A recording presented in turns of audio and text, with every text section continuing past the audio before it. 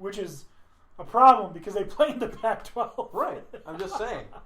So, in your opinion, they could go either way, 4-8, or they could go 12-0. Flip a coin. Yeah.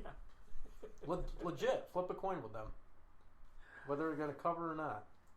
All right. And our last game was another blowout. Only 22 points this time. Cole McDonald. Cole McDonald looked really good. 23 of 41. That's not great. 251 yards. 3 touchdowns. No interceptions. But Boise State, their quarterback, Chase Cord, he had himself a decent game as well. Yep. 175 yards on 12 completions for 3 touchdowns. No picks. Beautiful. No picks. Yeah, no interceptions thrown in this game. Well, I can't say that. Let me just make sure. Hawaii threw one. Yeah, with Cordero. Yeah, Siobhan Cordero. Yep. 3 for 9, 74 yards. Yeah. Touchdown and interception. Shit. Yeah. Not good. But what is this fucking name? Kaliliki. Hakili Kaliliki. Hawaii. Holy fuck. Yeah. But he's from Bentonville, Arkansas. That's his hometown. Dan O'Shea, how many people do you think from Bentonville, Arkansas, which is where the Walmart headquarters are, have a name like Hakili Kaliliki? I'm going to say 1. Him. His father. Crazy. I guess the good news here is Cole McDonald only got to about half of what you call a problem. He did. Carrying the ball only 8 times. Only 8 times. But he had 54 yards, almost 7 yards per carry, and a touchdown. Lead rusher. Yeah. Yep. I mean, they had 5 people carry the ball. I mean, 113 rushing yards for a team isn't great. Cordero still had a better QBR rating, if you can believe that shit. What? He does, you're right. Somebody fucked up. Yeah, something's not right. Cole McDonald had a farm. E-I-E-I-O. Cole McDonald, 3 touchdowns, no interceptions, QBR of 58. Yep. Cordero, 3 of 9, 74 yards, 1 touchdown, 1 interception, QBR of 89. What sense does that make? They flip those, maybe? I don't know. And we rely on these stats. My God. Yeah, I don't know. But that's the last game in last week, the top 25. It was an entertaining week. Yeah. I think it would have been less entertaining if Georgia hadn't gotten beat so early. Because that just really opened your mind to the fact that anything can fucking happen. Yep. And so I watched the rest of the games, like super intrigued to see who the next team was going to be that gets the major upset. And I was really fucking hoping it wasn't Penn State. Anyways, let's move on to the No Fun League. Because that's what people who want to cry do these days, I guess. The NFL, rough week for a lot of teams. We'll start. Great week for some. We'll start with the New England Patriots. Easily disposed of the Giants, 35-14. Daniel Jones. Yeah, it looked close for like the first half, and then it just all went downhill for the Giants. How many fucking weeks are we gonna go without Tom Brady throwing a touchdown? Oh, he ran 2 in instead of freaking Sony Michel, much to my fantasy team's chagrin. Yeah, that's what he do though. Bastard, he's selfish. Fantasy fuck-ups. Selfish. Yep. He had help in fantasy, and he was like, alright, well, I want to win. Well, Daniel Jones, 161 yards, 15 completions, 3 interceptions, but he threw a touchdown. So, bad. He threw a touchdown, outplayed Tom Brady. I mean, you could paint it gold if you want, but Tom Brady. Still shit. Tom Brady went 31 of 41 for 334 yards. Interception. Where's his fucking touchdown? Random. Terrible. What a game manager. Yup, what a terrible fucking quarterback. Anyways, not much to say here. Golden Tate had a 64-yard catch and run. Started him in almost every league that I have him, or every league for fantasy. So, pretty pleased. Sure glad I didn't start Josh Gordon. Man, dude got folded up bad. I mean, what do you expect? He's Josh Gordon. Anyways, so let's move on. Here you go, Dan O'Shea. I'm going to let you tell this next one. What's the next one on the docket? What do you think the next one is if I'm letting you tell it? I'm going to guess it's the New York Sam Darnolds beating your Dallas Cowboys. Can we all agree on one thing? Okay. Well, a few things. One, if Tyron Smith and Lel Collins are there, the Jets don't get that pressure on Dak and the Cowboys win the game. Right? You can't just say this key player's out, so that's a game changer. Because I could say the same thing about C.J. Mosley, Chris Herndon. So I'm not gonna accept that. They lost. I don't know. They slept on Darnold, which you shouldn't do, as I warned you. And Darnold burned them. I don't know if they slept on Darnold as much as the coaches just didn't prepare the fucking team. True. And the Jets, had been running a lot, and I think they were planning on facing a run-heavy team, and the Jets came out and didn't really run nearly as much as they had in weeks past. I think part of that to be, to throw in a little bit of trickery, to be less predictable.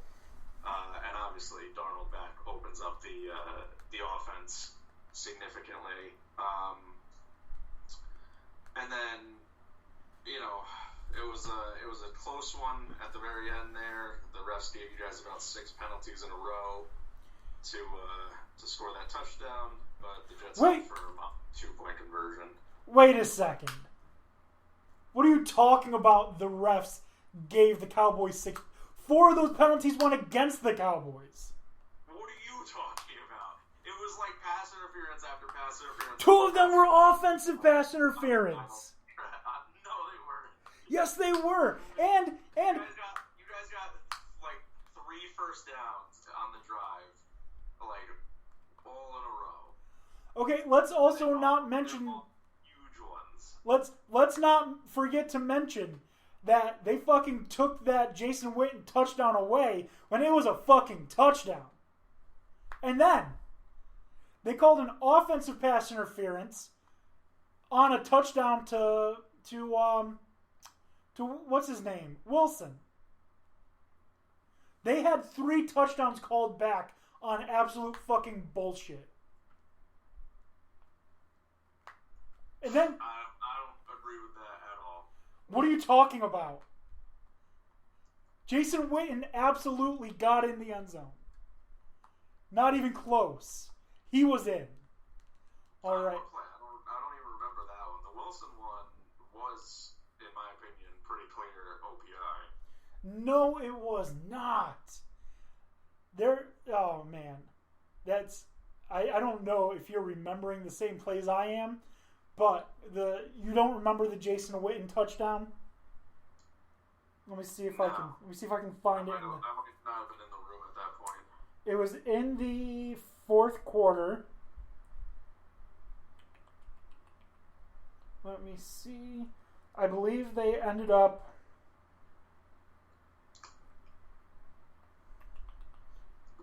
Oh. No, it wasn't that one.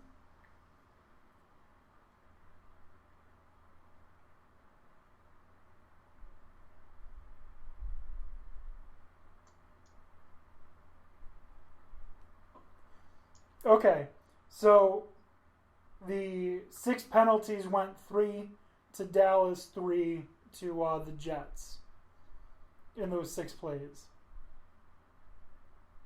Well, there were a lot of flags. That's what I remember. Way too many. But where was it? There was Jason Witten got into the end zone and the booth reviewed it and said that he didn't, but he clearly did. Like, it was very clear that he did. And that was fucking frustrating as shit. Alright, it just absolutely blows my mind what these fucking referees are looking at. Because clearly they're not seeing shit right. Especially if they're the same refs. They seem to refuse to change their mind on a lot of these things. Like now that pass interference can get challenged, I feel like I haven't seen pass interference. I haven't seen the call on the field overturned once, even when it's been blatant. It has been a couple times overturned. Like the first week, I think, at the Falcons. I don't remember who they played. The Eagles, I think. There was a pass interference that got called. They challenged it and it got overturned. But that's the only one that I've seen. And I know that they've mentioned it's happened a couple of times in games that I did watch. They've said that it's only happened a couple of times. So, I mean, I don't like that they can challenge pass interference. I think that that's bullshit. But I don't understand how these referees get away with the shit that they pulled in the Monday night game. And we'll talk about that in a minute. Tony's not here. But I have a fucking rant. Good. All right. But anyways, yes, the Jets beat the Cowboys 24-22. And all this loss has done, this hasn't broken my spirits as a Cowboys fan. All this has done has made me want to sign up or start a petition to get Jason Garrett fired. Or we're going to burn down the Star in Frisco. That's it. Should I not threaten arson on the show? I want it. I mean, you'll probably just be put on a watch list if you're ever down in Texas, but I mean, I think you're alright for now. Listen, I read and listen to all sorts of fucking conspiracy theory shit. So if I'm not already on a watch list, what the fuck is the government doing? I'm still tied at first place in the East, so. Seriously, there's probably a fly in this apartment somewhere that's actually a fucking microphone and a CIA bug. Well, it'd be FBI because we're not. It's in your laptop. Yeah, we're domestic. We're not international. So there's probably an FBI fucking bug somewhere in the house listening to everything I say and do. If that's the case, I hope you can smell my farts through the microphones. But I'm sure they can't. Anyways, let's move on. The London game, the Panthers beat the Buccaneers 37-26. The biggest takeaway from this game is that Jameis Winston just likes to throw the fucking ball as far as fucking possible. Yeah, I think Arians said it best that he just he doesn't throw it away. He wants to play hero ball all the time, and that's not gonna win you games when you're just trying to win it all in one shot. Sometimes you just gotta say that this unfortunately this set of downs it's just not gonna work and punt the ball away and play smarter. But he'll just chuck it up and throw another interception. 5 interceptions. Dumbass. 5. 1, 2, 3, 4, 5th. 5 interceptions. The craziest thing about those 5 interceptions is that it only led to 17